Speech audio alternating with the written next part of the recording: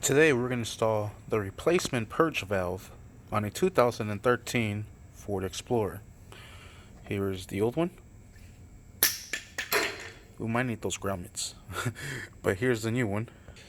And sweet, we don't. It comes with replacement ones. Awesome.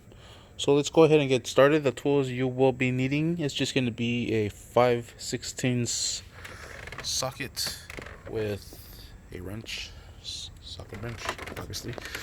And let's go ahead and put this sucker, or a ratchet. What? Let's go ahead and start off by putting this in here. Sorry, man. I am tired. And just slide it in there.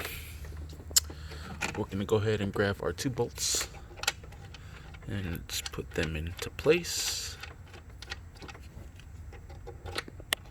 Then we'll go ahead and secure it down. Not too tight. It is plastic.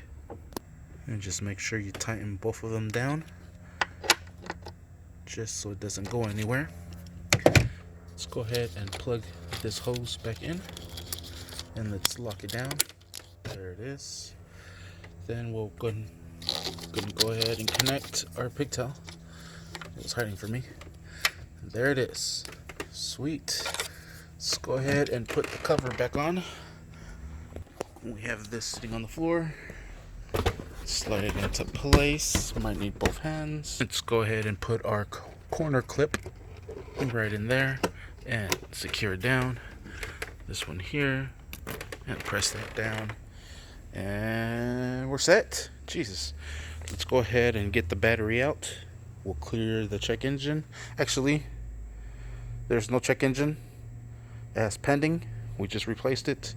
We'll just continue to do the drive cycle and see if it clears. Sweet. Thank you for watching. Please like and subscribe.